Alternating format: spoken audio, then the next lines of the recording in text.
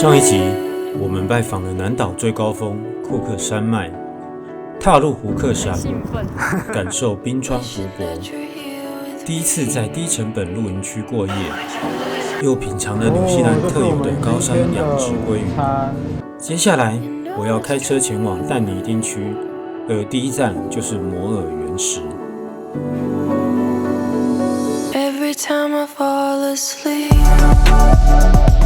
当天的天气不是很好，路上下起了毛毛细雨，但是满山遍野的牛羊跟路边的景色一样让我兴奋不已。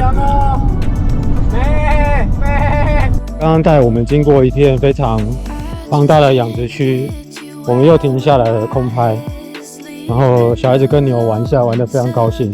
只是比较不好意思的是，牛被我们惊吓到，有我们的空拍机变成牧羊犬的概念。然后现在我们要补充第二次食物，然后我必须说，纽西兰的红酒不知道为什么，还是我运气好，选到的红酒都好好喝哦。我跟我老婆喝起来都觉得超赞的。好，简单来说，我们到了一个摩拉奇原石，然后遇到一只鹿，小孩子在摸它。不理我。它不理你。好吧，前面那一块石头就是所谓的摩尔原石。上去，快上去，快上去！好，摆个 pose， 说 hello， 我在哪里？你在纽西兰，你喜欢吗？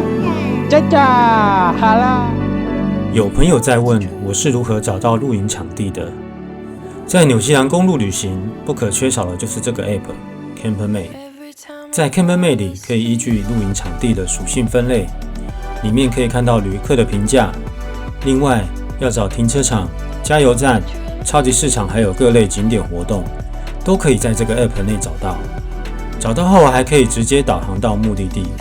有了它，让我在纽西兰畅通无阻。在纽西兰之前，我就非常憧憬在湖边露营的感觉，所以今晚我又找了个湖边的营地。Hello。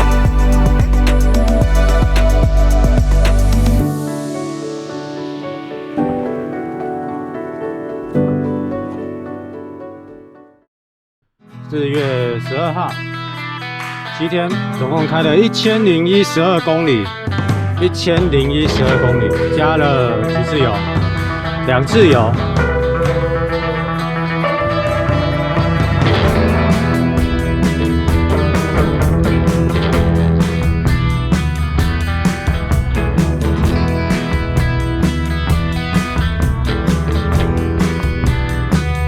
早安，然后看一下昨天住的这个营区，这个露营区叫做 Tiano Lakeview Kiwi Holiday Park。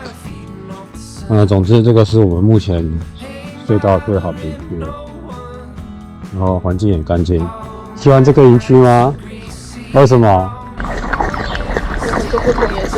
很多不同颜色的树，然后还有一个就是最令人称道，就是它的厕所，水又大又热，尤其在这个接近冬天的秋天的时候，这真的是我们蛮需要的地方。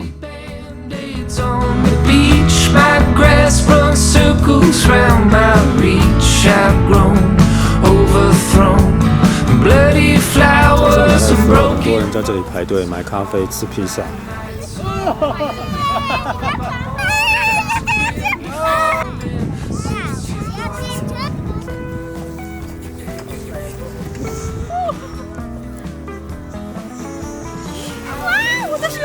超重了哦！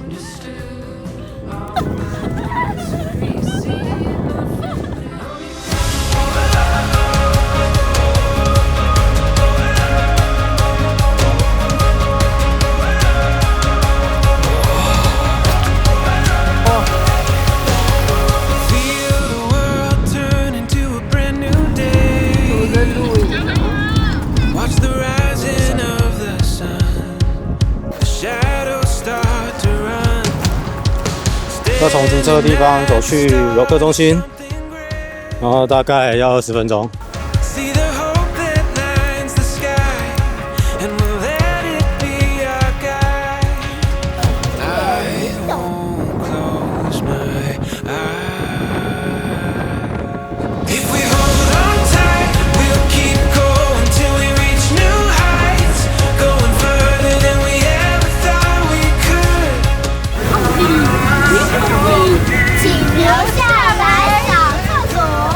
厕所。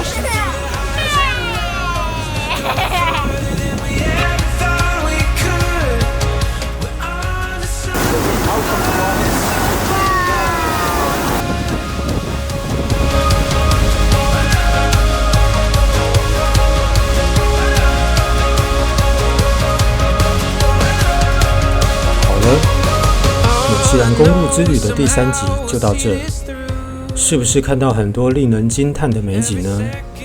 接下来我们将前往纽西兰南岛最著名的旅游景点皇后镇。如果你喜欢我的影片，记得订阅我的频道，我们下集再见。